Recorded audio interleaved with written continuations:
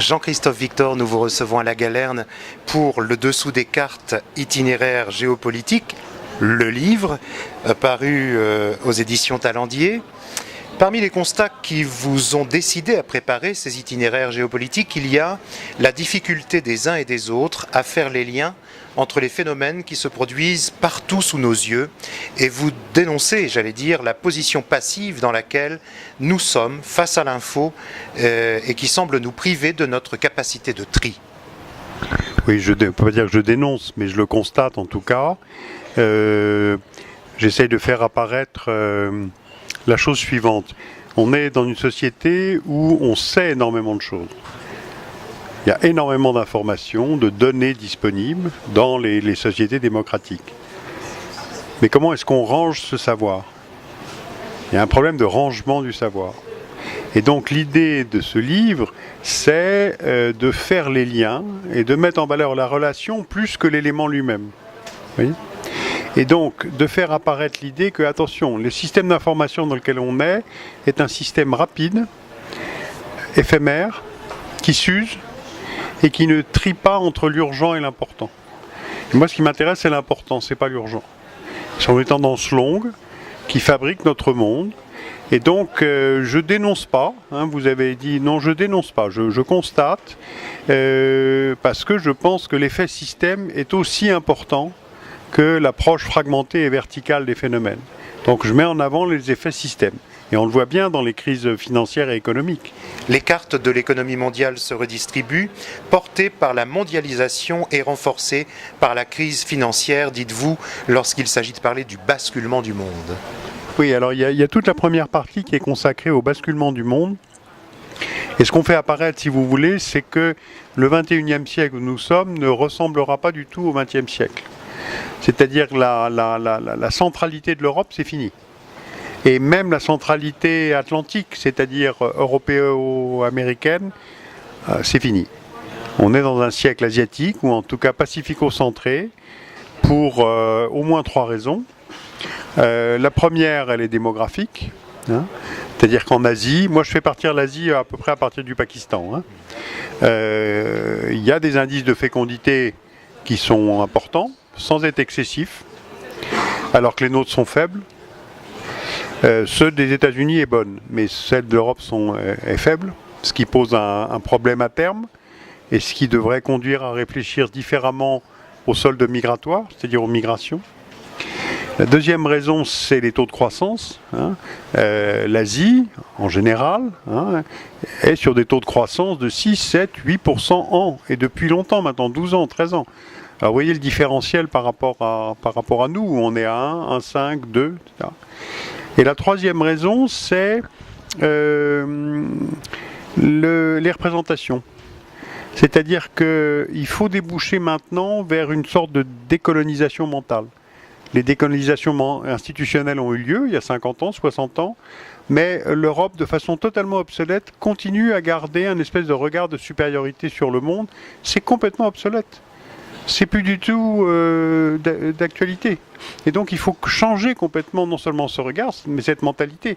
Parce que quand on est au Vietnam, en Malaisie, à Singapour, en Inde, en Chine, en Corée du Sud, ça paraît absurde et dérisoire.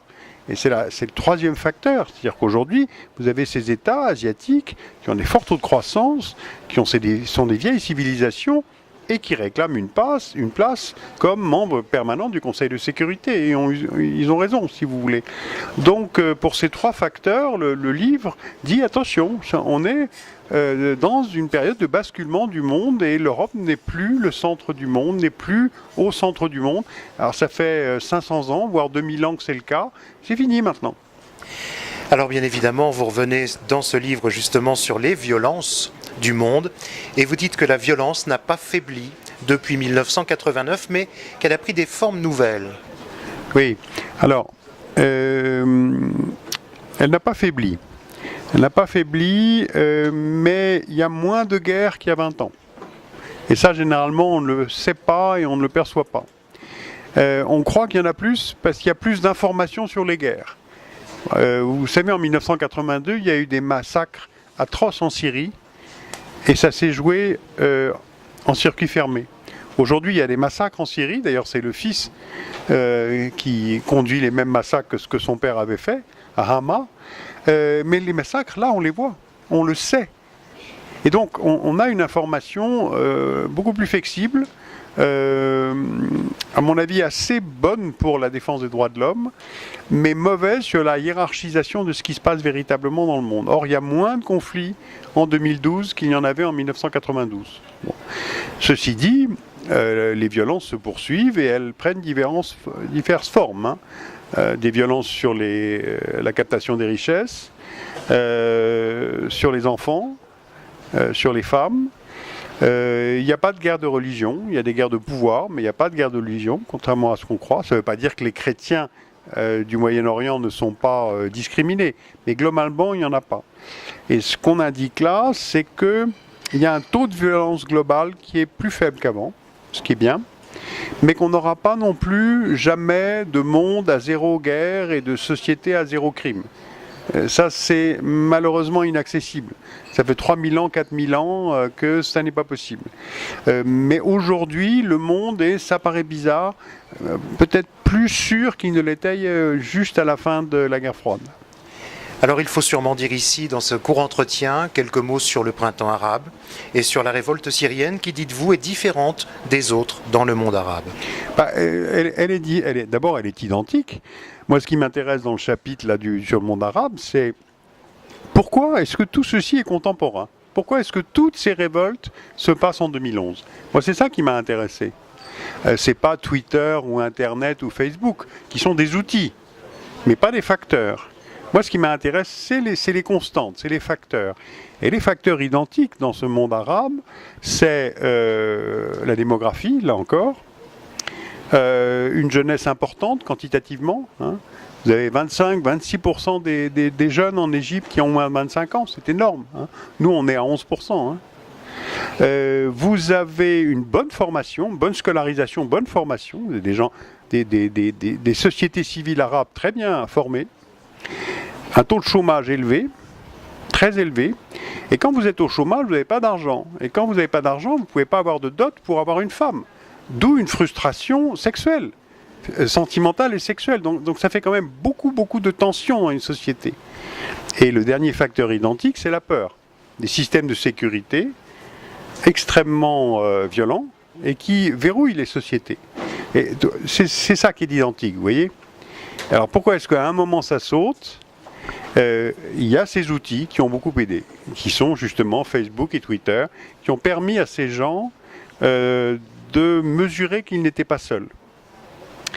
Et donc ces printemps, ils se sont faits sans invasion militaire américaine et sans les islamistes. Ils y sont pour rien, les islamistes.